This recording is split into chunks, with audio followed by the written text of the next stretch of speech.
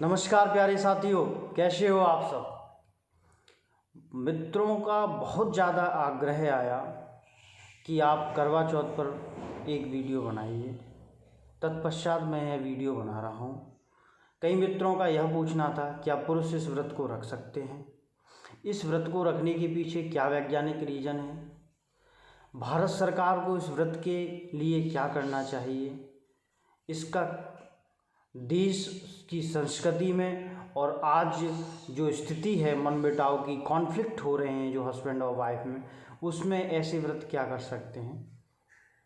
वो महिलाएं जो पहली बार इस व्रत को रख रही हैं उन्हें क्या करना चाहिए?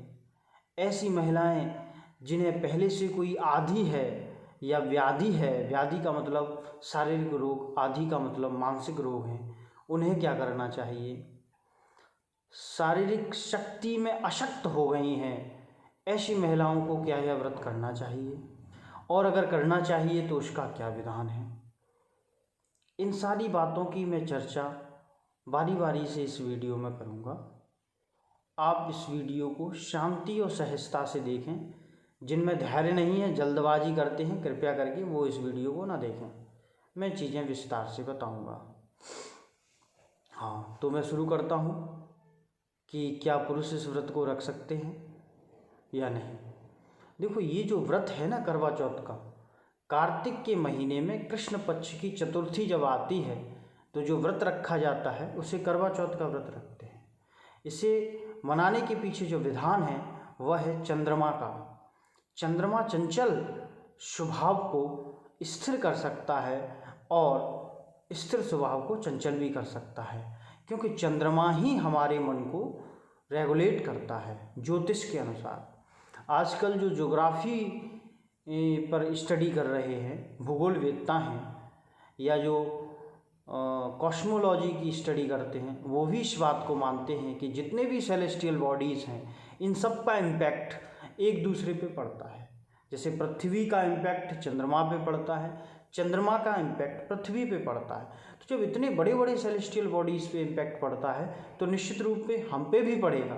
जैसे पृथ्वी पर इम्पैक्ट समुद्र में हम ज्वार भाटा के रूप में देख सकते हैं, जो चंद्रमा और सूर्य के आकर्षण बल के कारण ही ज़्यादा आते हैं और पूर्णिमा पे उनका प्रभाव ज़्यादा दिखाई देता है, उसी प्रकार से हमारे शरीर पे भी इनका प्रभाव पड़ता है। आज जो मनोचिकित्सक हैं, मनोविश्लेषण करने वाले मनोवैज्ञानिक हैं, वह तो आज के दौर में मनोवैज्ञानिक इस बात को निश्चित रूप से मान रहे हैं कि चंद्रमा का हमारे मूड पे बहुत ज़्यादा इम्पैक्ट पड़ता है। पूर्णिमा और अमावस्या पे अगर कोई नोट करे, किसी मनोवैज्ञानिक की आवश्यकता नहीं है, तो हम स्वयं इसको जान सकते हैं। तो ऐसे पुरुष जिनका मन चंचल है, एक स्त्री को छोड़कर दूसरी स्त्री, तीसरी स्त्री या कई की गर्लफ्रेंड्स बनाते चले जा रहे हैं, शादी के बाद एक्स्ट्रा मैरिटल अफेयर्स में पड़ रहे हैं, उन लोगों को निश्चित रूप से इस व्रत को करना चाहिए और पूरी ईमानदारी से करना चाहिए, तभी उसके फल मिलेंगे। पहली बात तो ये हो गई। दूसरी बात मैं ये कहता हूँ कि भारत सरकार को क्या करना चाहिए। हम देख रहे हैं कि हमारे यहाँ डाइवोर्स के केस दिन दूनी रात चौगुनी गति से बढ़ते चले जा रहे हैं। परिवार न्यायालय जो हैं, फैमिली कोर्ट्स हैं, they are unable to solve them. फिर एक डाइवोर्स हुआ, दूसरी शादी की, वहाँ डाइवोर्स हुआ। ऐसे व्यवधान को रोकना कौन सी सरकार नहीं चाहती? अगर परिवार ही स्थिर नहीं होगा तो देश में स्थिरता कहाँ से आएगी? आने वाली पीढ़ियाँ अस्थिर हो जाती हैं, बेचैन हो जाती हैं, अशांत हो जाती हैं, असहाय महसूस करने लग जाते हैं बच्चे। इसलिए देश को चाहिए कि अगर देश की अखंडता और एकता की हम बात कर रहे हैं तो वह तभी कायम हो सकती है जब परिवार की एकता और अखंडता हो जाए। और परिवार की एकता और अखंडता में ऐसे त्यौहार ही इसको संरक्षित कर सकते हैं परिवार को। तो परिवार संरक्षण के लिए, देश संरक्षण के लिए, देश हित में भारत सरकार को चाहिए कि ऐसे व्रतों का प्रोत्साहन करे, प्रचार प्रसार करे। ये बहुत ज़रूरी है ताकि जो पति पत्नी हैं इनका व्यवहार शांतिपूर्ण हो सके। नेक्स्ट वीडियो में मैं आपको बताऊंगा कि वो महिलाएं जो पहली बार इस व्रत को कर रही हैं उन्हें क्या करना चाहिए।